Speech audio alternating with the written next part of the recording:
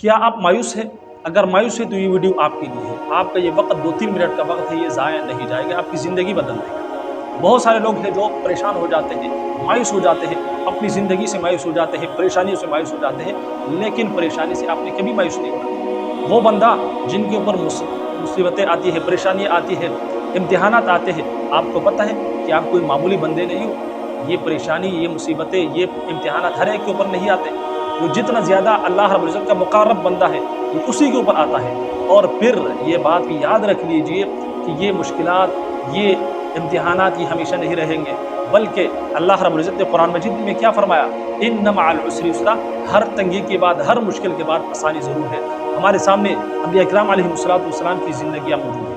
آپ دیکھ لیجئے، وہ سب سے مقرب بندے تھے، لیکن سب سے زیادہ ان کے اوپر جو ہے امتحانات آئے۔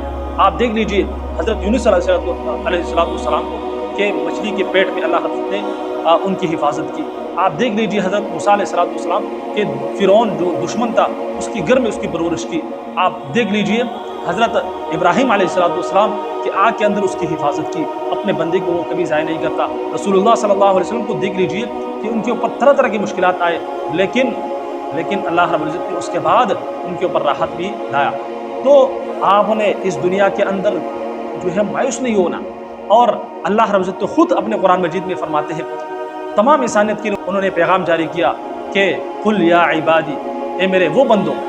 یہ نہیں فرمایا کہ اے گناہگار انسان، یہ نہیں فرمایا۔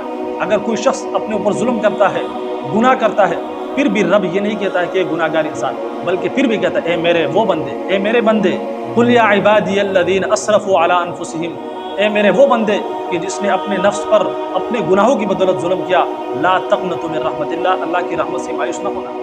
اللہ کی رحمت سے مایوسی یہ کفر ہے۔ اللہ رب العزت کو وہ ذات ہے کہ جو اپنے بندے کے توبہ کرنے پر بہت زیادہ خوش ہوتا ہے۔ حدیث شریف میں تو یہاں تک ہے کہ خیر الخطائین التوابون، بہترین خطا کار وہ ہے کہ جو توبہ کرے، یعنی خطا کار کو بھی بہترین کہا گیا ہے۔ کون سے خطا کار کو؟ جو بعد میں توبہ کر لے۔